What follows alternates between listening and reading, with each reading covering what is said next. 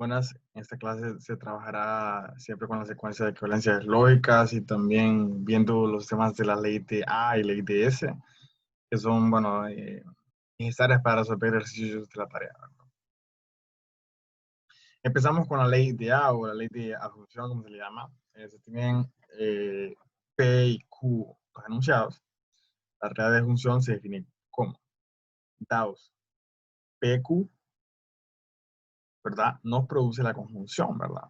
No es un enunciado confuncional, no es un entonces, sino que, o sea, básicamente si uno tiene dos enunciados cualquiera, bueno, preferiblemente pues que fueran, si son verdaderos, entonces nos va a producir algo verdadero, ¿no? Si uno de ellos es falso y otro verdadero, pues va a producir una conjunción falsa, ¿no? Yo podría decir, sea P, mi madre va a la escuela, y sea Q, mi padre va al banco. Entonces, puede ser, la conjunción sería, mi madre va a la escuela y mi padre va al banco, ¿no? Eso ya se maneja. Lo que hace, en esencia, es, a partir de dos enunciados, nos crea otro enunciado, que es la conjunción, ¿verdad? Eso se le llama ley de conjunción. Bastante sencillo en ese sentido. Y entonces vamos a realizar uno de los ejercicios que están como propuesto, ¿verdad? Veamos, el primero nos dice lo siguiente. ¿A qué conclusión se puede llegar a cada uno de los conjuntos de premisas siguientes? Nos dice el inciso 2, el inciso 2, ¿no? El número atómico del hidrógeno es 1, punto, el número atómico del helio es 2. Entonces, según esta regla o ley de asunción, ¿cuál sería el enunciado resultante? En este sentido, sería el número atómico del hidrógeno es 1 y el número atómico del helio es 2, ¿verdad? Ya lo he contado. Y bueno, sabemos que estos son tipos de incisos que nos da el ejercicio. Sin embargo, hay de esta forma también, ¿no? Que son los ya con los símbolos como tal, ¿no? Que también tal vez esto pueden ser un poco los más confusos, pero a la vez es un poquito fácil. Bueno, entonces nos da un enunciado, ¿verdad? Que el primero que es R o S, ¿verdad? Esa es una disyunción. Luego nos da Q, o sea, otro enunciado.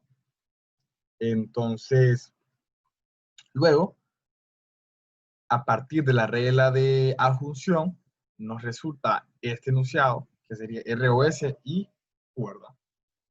Y esto, pues, aplicando la distributiva, podríamos ver que esto es equivalente, ¿no? A otro enunciado. Y de esta manera se trabaja ese tipo con la regla de adjunción, ¿no? O sea, claramente uno lo que tendría que poner aquí, ¿no? Es adjunción 1, 2, ¿no? Que simboliza la proposición 1 y la proposición 2, ¿no? O el enunciado 1 y el enunciado 2. Entonces yo pongo adjunción 1, 2 para simbolizar de que utilicé estas dos premisas, ¿no? Y de esta manera, pues, dar evidencia de que se trabajó con ello, ¿no? Luego, se tiene la ley de simplificación. Básicamente se puede decir que es el opuesto de cierta manera, ¿no? Esta ley dice lo siguiente. Esta regla permite pasar de una conjunción, es decir, de un P y Q, a cada uno de las dos proposiciones que están unidos, que están en unidad. Se denomina regla de simplificación. Se denota de la siguiente manera, ¿no? P y Q, entonces logramos P. Cabe recalcar que eh, yo puedo aplicar la ley de simplificación y tengo P y Q para que me resulte solamente P, pero también puedo aplicar P y Q para que me resulte Q, ¿no? O sea, es como que separado, por decirlo. Por eso se llama simplificación, porque a partir de P y Q me resulta solamente P, y luego a partir de P y Q me resulta Q, ¿no? Simplifica un enunciado de conjunción a solamente el enunciado, o sea, decir, por aparte, ¿no? Y bueno, estas son las leyes como tal, no solamente en ese sentido yo tendría que aplicar simplificación 1, ¿no? Que es la premisa 1 que está ahí. Luego, tenemos aquí un ejercicio acá. Bueno, quiero mencionar de que en este tipo de ejercicios, es el ejercicio 7, ítem B, inciso 4, ese tipo de ejercicios, no solamente se va a utilizar simplificación y asunción, ¿verdad? Sino que se va a utilizar todo lo que se ha visto anteriormente. En este caso, poniendo tones, ¿verdad? Que es lo que se había visto en las clases anteriores, ¿no? En este tipo de ejercicios. Así que veamos qué es lo que se puede hacer en este ejercicio. Se nos pide demostrar B y D. el ejercicio nos da estos dos enunciados, estas dos preposiciones, que es B y C, y P entonces D. Entonces, ¿qué hacemos aquí? Luego, lo que hago al principio es, a partir de la ley de simplificación, yo tengo aquí P, porque recordemos que la simplificación me reduce ese enunciado a solamente un enunciado particular de los dos que tenía, ¿no? Simplificación. Luego, ¿qué hago? Aplico poniendo pones, ¿verdad? En enunciado 2 y 3. Recordemos, ¿cómo es que salía poniendo pones? Teníamos un enunciado condicional, luego afirmamos la hipótesis y al final concluíamos con un por lo tanto de. En este caso, concluimos con ese por lo tanto de, ¿no? Y es cómo es que se llegaba a este poniendo pones o cómo es que se utilizaba, ¿verdad? Ahora bien, ya tengo BD, así que aplico adjunción, perdón, aquí me equivoqué, es adjunción en 3 y 4. Adjunción en 3 y 4, o sea, es decir, en B y D. Es decir, aplico estas dos para que me resulte B y D como tal. Así que de esta manera es que se hace este proceso, ¿no? ¿Verdad? Para llegar a demostrar este resultado. Y siempre en todos los ejercicios de la tarea, pues siempre hay que evidenciar qué fue lo que utilizó, ¿no? ¿Qué regla utilizamos, ¿no? ¿Qué ley utilizamos para poder llegar a demostrar ese resultado? Y estos ejercicios como tal, eh, creo que el 6 es un poquito que en el 6 también se aplica Toledo-Tollens, así que bueno, solamente para avisarles han sido que tienen que aplicar estas otras leyes para que sea más fácil llegar a ese resultado, ¿no? Bueno, aquí vamos a trabajar con, quería mencionar ese tipo de detalles aquí en lógica para que no pasen desapercibidos. En primera instancia tenemos falacias, ¿no? Falacias. Cuando uno escucha la palabra falacia, uno piensa que es una media verdad, ¿no? Es decir, puede ser que sea algo verdadero, pero como que no, ¿verdad? Como que no satisface exactamente si es verdadero o no.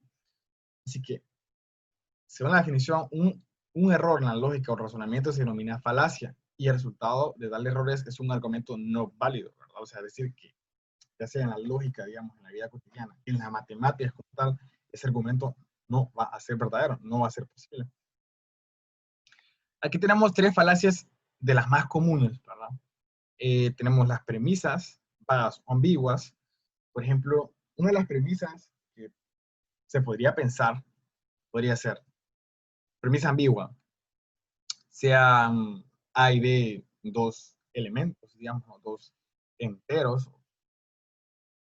Podría decir yo, A más B al cuadrado es igual a A al cuadrado más B cuadrado, por ejemplo, ¿no?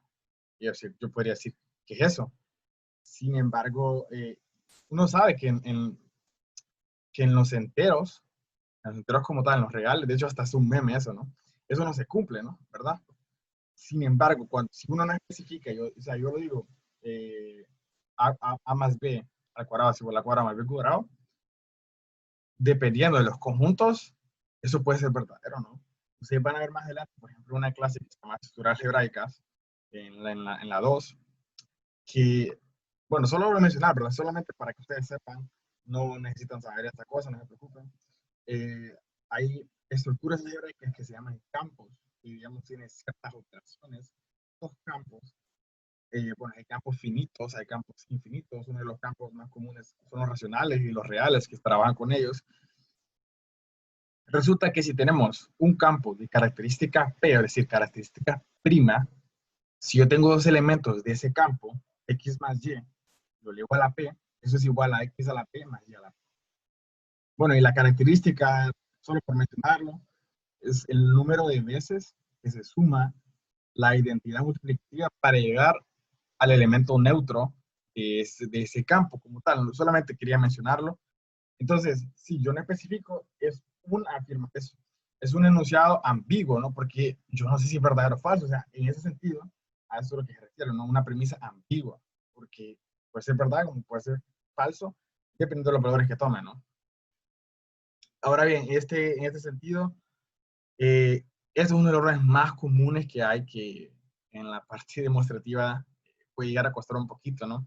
Es suponiendo lo que se debe probar, ¿no?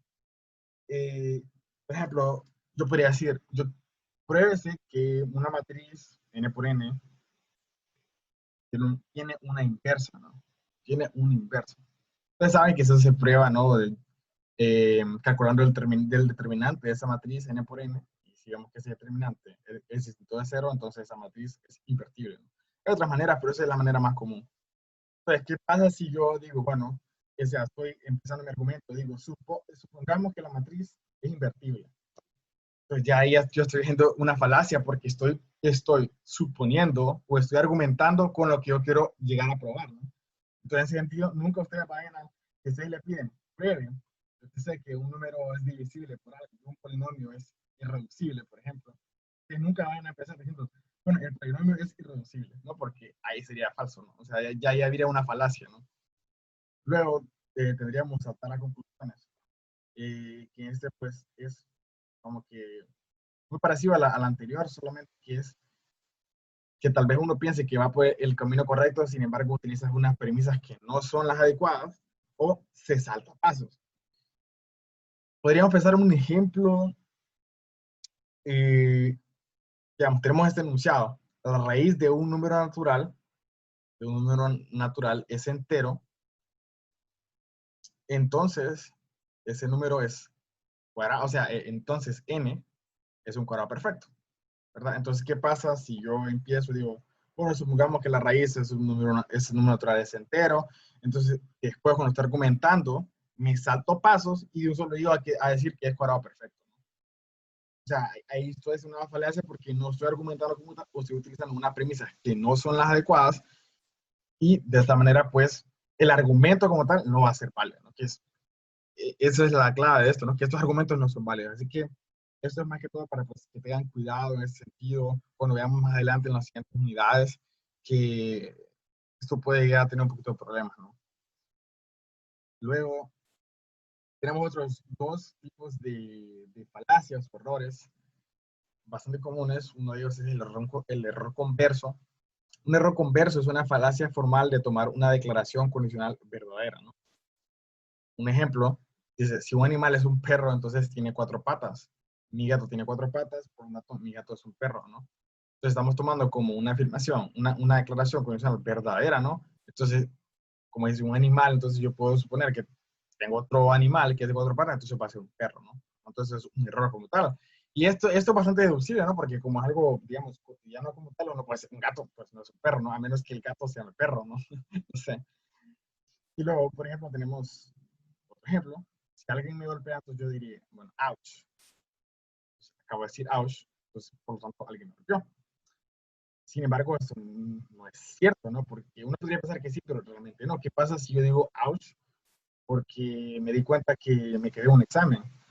Pues me di cuenta que me dejó mi novia, por ejemplo. Entonces, no necesariamente es una consecuencia directa de que porque alguien me golpeó yo dije ouch. Entonces, este es un error como tal, ¿no? Que en este sentido estamos asumiendo cosas que no son y por lo tanto nuestra conclusión no va a ser válida. Por último, tenemos la regla de contradicción, que es algo pues, sumamente importante en la parte de matemáticas, que vamos a ver más adelante, que esto es importantísimo. La lógica es simple, dice, dada una premisa de declaración, supone que la declaración es falsa. Si esta presunción conduce a una contradicción, entonces la afirmación debe ser verdadera, ¿no? Es decir, vamos a suponer que esto es falso, y si durante el argumento llegamos a un resultado que conduce a algo que es contradictorio, por lo tanto, usa una lógica binaria, la afirmación tiene que ser verdadera. Tiene que ser verdadera. Tenemos un ejemplito, ¿no? Todos los enteros pares son divisibles por dos. Eso es lo que, digamos, quisiéramos probar, ¿no? Entonces, digamos, supongamos que no. Supongamos que no. Supongamos que hay un número que es par y no es divisible por dos. Ahora bien, recordemos la definición de un número par. Vamos a presentar esto más en la siguiente unidad, pero un número par, digamos n, se puede escribir como el producto entre 2 por un número entero. ¿Ya? Entonces, básicamente, un número arbitrario, por decir un número cualquiera entero, perdón, par, es igual a 2 por k, ¿no? 2 por k, para un k entero dado. Es decir, por ejemplo, 4 es 2 por 2, 6 es 2 por 3, 0 es 2 por 0, ¿no? Entonces, eh, es escrito como un factor, como un múltiplo de 2, ¿verdad? Ahora bien, si yo tengo 2k entre 2, Eso me va a dar un cociente entero. Entonces, eso implica de que al ser un número par, inmediatamente va a ser divisible por 2 por su misma definición. Por lo tanto, yo llego a una contradicción. Yo llego a una contradicción. Entonces, no hay un tal número, ¿verdad?, que cumpla esa propiedad. Por lo tanto, nuestra premisa original es cierta, ¿no? Al nosotros querer encontrar un número que es par y no es divisible por 2, digamos que nuestro argumento no es válido, ¿no? Entonces, por lo tanto, la premisa que queríamos aquí es cierta, ¿no? Y este tipo de cosas es muy común usarlo en el tipo de pruebas que si uno le dicen pruebe que se cumple para todos estos, se cumplen esto, se cumple tal propiedad. Entonces uno dice, bueno, voy a decir que para uno no se cumple, ¿no? Para tal no se cumple. Y mientras yo voy argumentando como tal haciendo el resultado, digo que me da una conclusión, digamos, ¿no? Por ejemplo, estar argumentando y yo llego a que 0 igual a 1. Es una contradicción, ¿verdad? Por lo tanto, lo que yo asumí al principio es falso. Y nuestro enunciado original es verdadero, ¿no? Este tipo de argumentación se utiliza, es muy común y muy importante como tal, ¿no? Así que bueno, con eso terminamos esto. En la siguiente clase vamos a trabajar con esto mismo, pero con esto que mencioné de todos, enunciados para todo, enunciados que existe, se llaman enunciados cuantificados. Vamos a trabajar con este tipo de enunciados y con eso vamos a terminar la unidad. Así que bueno, espero que haya sido el aprendizaje de esta clase y cualquier cosa, cualquier duda, siempre me pueden escribir al correo institucional. Nos